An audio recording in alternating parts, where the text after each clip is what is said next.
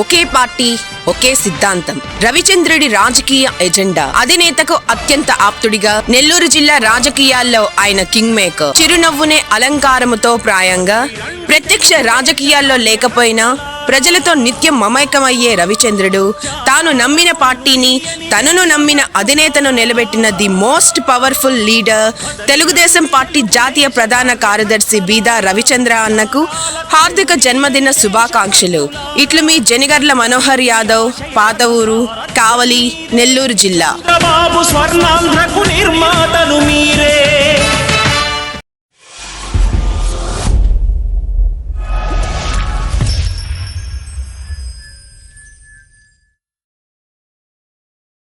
Welcome to CMD news. నా పేరు కామాక్షి. ముందుగా నేటి వార్తా విశేషాలు. వాహనాలు నడిపే ప్రతి ఒక్కరూ ట్రాఫిక్ నియమ నిబంధనలు పాటించి సురక్షితంగా వాహనాలు నడపాలని హుస్నాబాద్ ఏసీపీ సతీష్ సూచించారు. సిద్దిపేట జిల్లా హుస్నాబాద్ పోలీస్ స్టేషన్ ఆవరణలో జాతీయ రోడ్డు భద్రతా మాసం సందర్భంగా లోకల్ ఆటో డ్రైవర్లకు రోడ్డు భద్రతపై ఏసీపీ అవగాహన సమావేశం నిర్వహించారు. గడిచిన ఒక్క సంవత్సరంలోనే జరిగిన రోడ్డు ప్రమాదాలలో 1,70,000 మంది వరకు మరణించగా మరో 4,30,000 మందికి పైగా గాయాలు పాలయ్యారని ఏసీపీ సతీష్ తెలిపారు. వాహనాలు నడిపేటప్పుడు జాగ్రత్తగా నడపాలని, రోడ్డు భద్రతా ప్రమాణాలు పాటించాలన్నారు. మద్యం సేవించి వాహనాలు నడపరాదని, అతివేగంగా వాహనాలు నడిపి ప్రమాదాలకు కారణం కాకూడదన్నారు. ఏమరపాటుగా చేసే తప్పిదం వల్ల జరిగే ప్రమాదాలతో ప్రమాదం బారిన పడిన వ్యక్తుల కుటుంబాలు ఇబ్బందుల పాలవ్వాల్సి వస్తుందని అన్నారు. ప్రతి ఒక్కరూ ఇన్సూరెన్స్ చేయించుకోవాలని, అది మన కుటుంబాలకు ఎంతో ప్రయోజనకరంగా ఉంటుందని తెలిపారు. డ్రైవింగ్ లైసెన్సుల జారీ విషయంలో ఉన్న సమస్యలను మోటార్ వెహికల్ ఇన్స్పెక్టర్తో మాట్లాడి దానితో పాటు మిగతా సమస్యలను పరిష్కరించేలా కృషి చేస్తామన్నారు. ఎట్టి పరిస్థితుల్లో అజాగ్రత్తగా వాహనాలు నడపరాదని సూచించారు.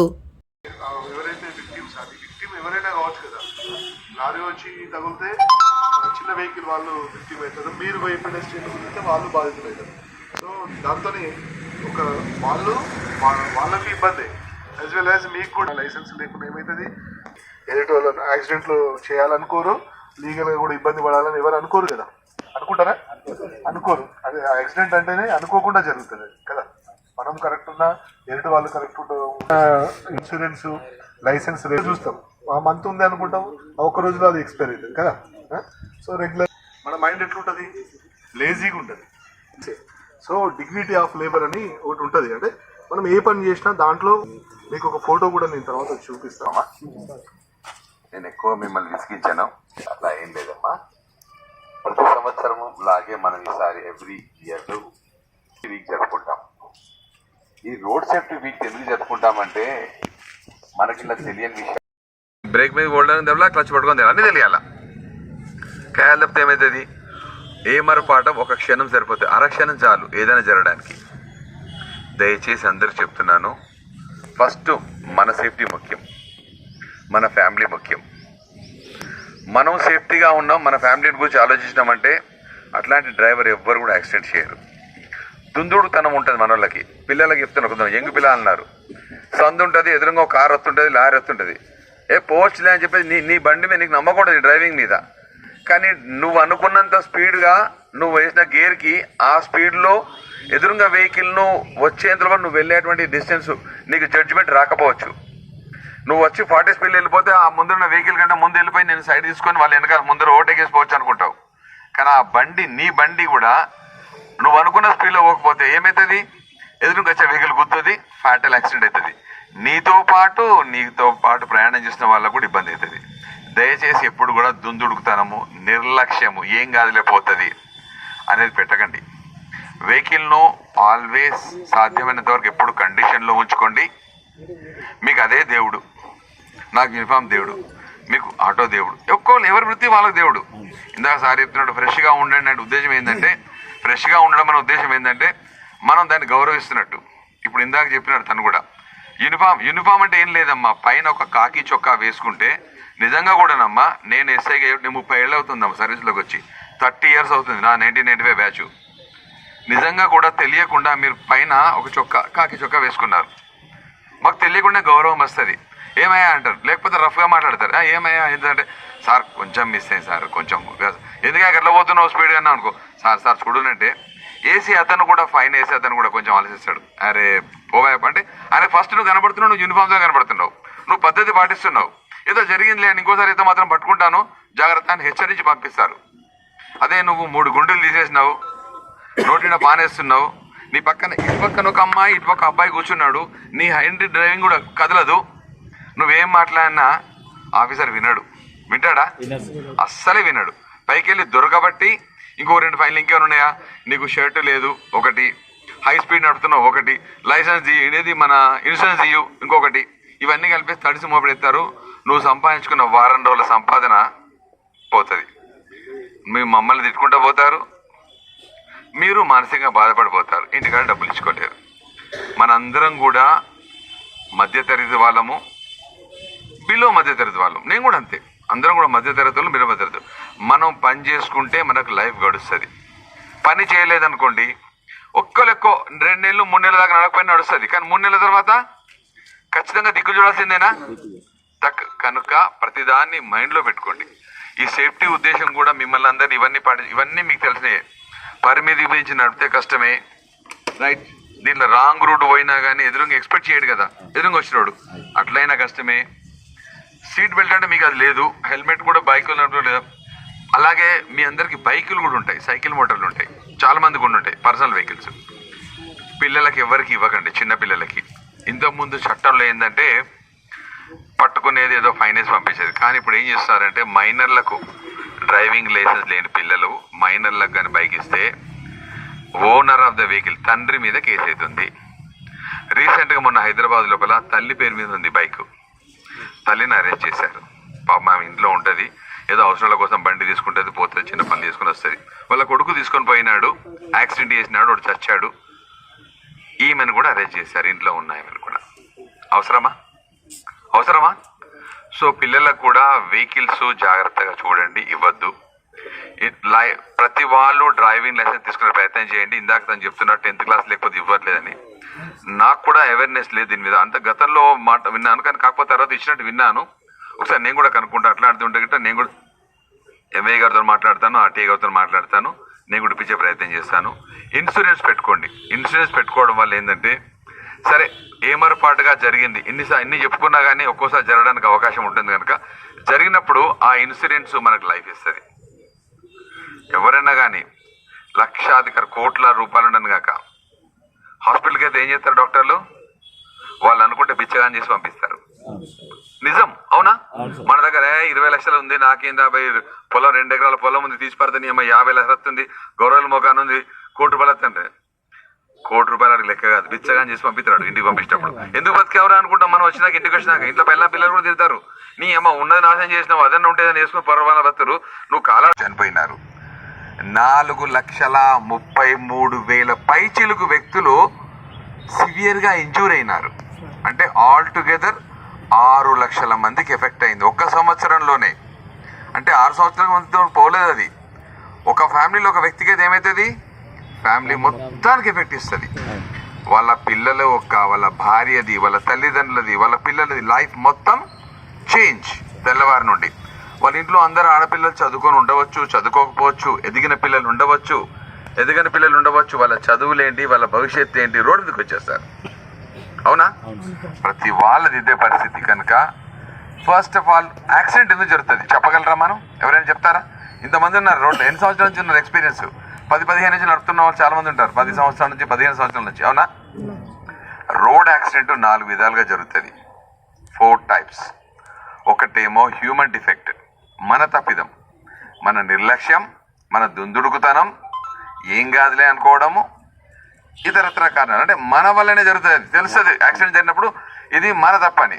ఇంకొకటి మెకానికల్ డిఫెక్ట్, మన బండి ప్రాబ్లం, మన టైర్ పంచర్ అవుతుందచ్చు, మన బ్రేక్ సడన్గా పడకపోవచ్చు, ఇంజన్లో ఏదన్నా ప్రాబ్లం ఉండి సడన్గా మనం వేసిన గేర్కు సరైన స్పీడ్ పోకపోవడం వల్ల ఎదురుగా వచ్చిన వాడితోని ఆ టైంలో ఆ డిసిషన్ కరెక్ట్గా రాకపోవడంతో వచ్చి తగలడం.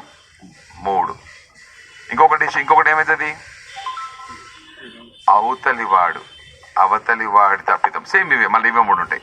అవతల వాడి తప్పిదం వల్ల ఈ యాక్సిడెంట్స్ అవుతుంటాయి. ఫస్ట్ హ్యూమన్ డిఫెక్ట్లో ఏముంటాయి ప్రాబ్లమ్స్? మన నిర్లక్ష్య ధోరణి ఉంటుంది. ఎట్లా ఉంటామంటే మనం అందరం, ఇప్పుడు నేను కూడా అనుకుంటాను, మన వాళ్ళు చాలా మంది అంటారు, అరే 15 ఏళ్ళేరా ఒక్క యాక్సిడెంట్ కూడా వేయలేదు నేను. అట్లా ఎప్పుడు అనుకోవద్దండి. ప్రతిరోజు ఏ క్షణం యాక్సిడెంట్ ఈజ్ అన్ యాక్సిడెంట్. ఆ క్షణంలో ఇప్పుడు ఉన్న ప్రతి ఒక్కరు కూడా ఏ ఒక్కళ్ళు కూడా యాక్సిడెంట్ కావాలని యాక్సిడెంట్ చేస్తామని ఎవరు ఇంట్లోంచి బయటకు వెళ్ళారు. అది జరిగిపోతుంది, దాన్నే యాక్సిడెంట్. దానికి ఎక్స్క్యూజ్ ఏం లేదు, జరిగింది జరిగిపోయింది. తర్వాత పోలీసు వాళ్ళు వచ్చేసి ఇది హ్యూమన్ డిఫెక్టా, మెకానికల్ డిఫెక్టా, ఇంకొకటి ఉంది రోడ్ ఇంజనీరింగ్ ప్రాబ్లం కూడా ఉంది. థర్డ్ పాయింట్ మీరు నేను మర్చిపోయి మీరు అడగలేదు. Third point road engineering. Road engineering ఏమవుతుంది, రోడ్ ఇరికైన రోడ్ ఉండడము, రోడ్ మధ్య గుంతలు ఉండడము, సైడ్ బర్మింగ్ పోవడము, మీ వెహికల్ ఏదో సడన్గా తీసుకుంటారు వల్ల కంట్రోల్ కాకుండా. రోడ్ ఇంజనీరింగ్ వల్ల ఒక్కొక్కసారి కూడా 60 స్పీడ్లో పోయేటప్పుడు కూడా కర్వ్ ఉంటుంది. ఆ 60 స్పీడ్ను కూడా కవర్ చేయలేనటువంటి కర్వ్స్ కూడా ఉన్నాయి.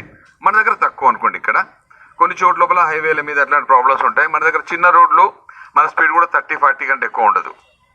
ఓకేనా? సో దట్ జాగ్రత్తగా నడపండి. నడిపేటప్పుడు ఇప్పుడు మీ సార్ చెప్పాడు, అన్ని విషయాలు చెప్పాడు, ఇన్సూరెన్స్ గురించి మాట్లాడాడు, డ్రైవింగ్ లైసెన్స్. నేను ఇవి చెప్పదలుచుకోలేదు. ఇంట్లోంచి వెళ్ళేటప్పుడు మన భార్య పిల్లల్ని గుర్తు చేసుకుందాం. మనం సేఫ్గా ఇంటికి వస్తే వాళ్ళు హ్యాపీగా ఉంటారు.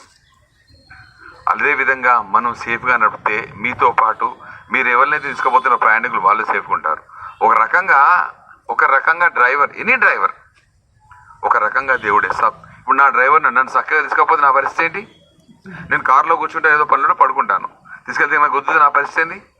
గుద్దకుండా తీసుకపోతే మంచివాడు దేవుడు అంటే కదా నాకు. లిటరల్గా అంతేనమ్మా. అంటే అతను కనుక తప్పిదం చేస్తే నాది ఏముండదు అలా ఫాల్ట్, నేను పోతాను. నా ఫ్యామిలీ ఏం కావాలా? రోడ్డుకి వచ్చినట్టేనా? సో దట్ మనకు చాలా గురుతరమైన బాధ్యత ఉంది, చాలా గురుతరమైన బాధ్యత. జాగ్రత్తగా నడుపుదాం ఇంట్లోంచి వెళ్ళేటప్పుడు. ఇంకొకటి, యాక్సిడెంట్ అయిపోతే డబ్బులు ప్రాబ్లం, హాస్పిటల్ ప్రాబ్లం, ప్లస్ దాని తర్వాత చాలామందికి పర్మనెంట్ అంగవైకల్యం వస్తుంది. కాలు, చేతో, కన్ను ఏది పోతో తెలియదు. జీవితకాలం బ్రతికి ఉన్నన్ని రోజులు మనకు కష్టం, మనతో పాటు మన ఫ్యామిలీ మెంబర్స్ అందరికీ కూడా కష్టం. ఒక్క క్షణం దుందుడుకుతనం వదిలేద్దాం, జాగ్రత్త నడుపుదాం. ఇంకొకటి, మన వాళ్ళు చాలామంది తాగడం అనేది తెలంగాణలో కూడా ఉంది. నేను కాదంటలేను, దాన్ని మిమ్మల్ని మానమని అంటలేను.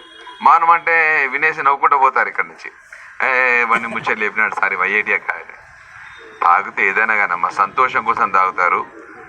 తాగడాన్ని మీరు ఎంజాయ్ చేయండి, కానీ తాగిన తర్వాత మిమ్మల్ని మీరు రోడ్డు అడ్డదిడ్డంగా నడుచుకుంటూ కాయలు తప్పితే పక్క పొంటోడు మిమ్మల్ని చూసి నవ్వుకుంటూ ఎంజాయ్ చేయొద్దు. అర్థమైందా? తాగడం మీరు ఎంజాయ్ చేసిన సంతోషం, కానీ తాగిన తర్వాత మీరు అడ్డదిడ్డంగా నడుస్తూ సొలుగుతుంటే పక్క పొంటోడు చూసినవారా, రాజుగాడు చూసినవారా ఎట్లా పోతున్నాడు అని నవ్విండి అనుకో, అంతకన్నా షేమ్ఫుల్ ఏం లేదు. అంటే మన కంట్రోల్ తప్పుతున్నాం అన్నట్టు. తాగిన తర్వాత ఎప్పుడు కానీ, ఇప్పుడు నేను ఉన్నానండి, యూనిఫామ్ వేసుకున్నాను, నేను కూడా చిన్న చితికి ఎప్పుడో వారంలో 10 రోజులకు ఒకసారి రమ్మంటే రాత్రిపూట 10 తర్వాతనో నేను యూనిఫామ్ వేసేది లేదు అనుకుంటే తప్ప వేసుకోవద్దు. ఎందుకంటే ఇది నాకు అన్నం పెడుతుంది, ఈ యూనిఫామ్ నాకు అన్నం పెడుతోంది, నాకు దేవునితో సమానం. తాగేసి తడిపేసి యూనిఫామ్ వేసుకుని దీనికి గౌరవం ఇచ్చినట్టు కాదు.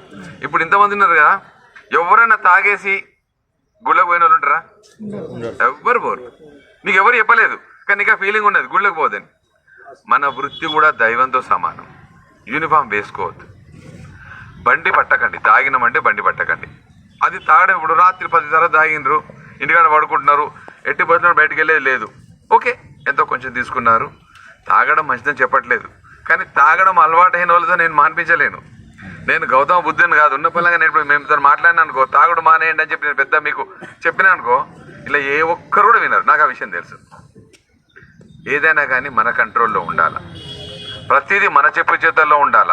మనం ఎలా ఉన్నామో అంటే, నువ్వు రేపు బండి తీసినావు, బండి తీసినప్పుడు గేర్ వేస్తున్నావా లేదా, నీకు ఆటోమేటిక్గా నీ సెన్సెస్ లోపల క్లచ్ పట్టుకోవడం తెలవాలా, కాలు మీదకి బ్రేక్ మీద ఓడడం తెలవాలా, క్లచ్ పట్టుకోవడం తెలవాలి, అన్నీ తెలియాలా. కాయలు తప్పితే ఏమవుతుంది? ఏమరపాటం ఒక క్షణం సరిపోతుంది, అరక్షణం చాలు ఏదైనా జరగడానికి. దయచేసి అందరికి చెప్తున్నాను, ఫస్ట్ మన సేఫ్టీ ముఖ్యం, మన ఫ్యామిలీ ముఖ్యం. మనం సేఫ్టీగా ఉన్నాం, మన ఫ్యామిలీని గురించి ఆలోచించినామంటే అట్లాంటి డ్రైవర్ ఎవ్వరు కూడా యాక్సిడెంట్ చేయరు. దుందుడుతనం ఉంటుంది మన వాళ్ళకి. పిల్లలకి చెప్తున్నా, కొంచెం యంగ్ పిల్లలు అన్నారు, సందు ఉంటుంది, ఎదురుగా ఒక కారు వస్తుంటుంది, లారీ వస్తుంటుంది, పోవచ్చులే అని చెప్పేసి నీ బండి మీద నీకు నమ్మకూడదు డ్రైవింగ్ మీద. కానీ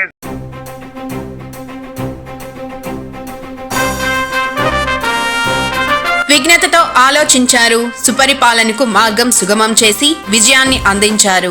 అభివృద్ధి ఆకాంక్షలను నెరవేర్చేందుకు కనకపట్నపు పగ్గాలను మా నాయకుడు కావ్యన్నకు అందించి ఆశీర్వదించన్న కావలి నియోజకవర్గ ప్రజలకు, కూటమి శ్రేణులకు, శ్రీ దగుమాటు వెంకట కృష్ణారెడ్డికి ఇవే నా హృదయపూర్వక భోగి, సంక్రాంతి, కనుమ శుభాకాంక్షలు. ఇట్లు మీ అభిమాని షేక్ అల్హర్. బీదల బతుకు మార్చవచ్చర పులి బిడ్డ, బీదల బతుకు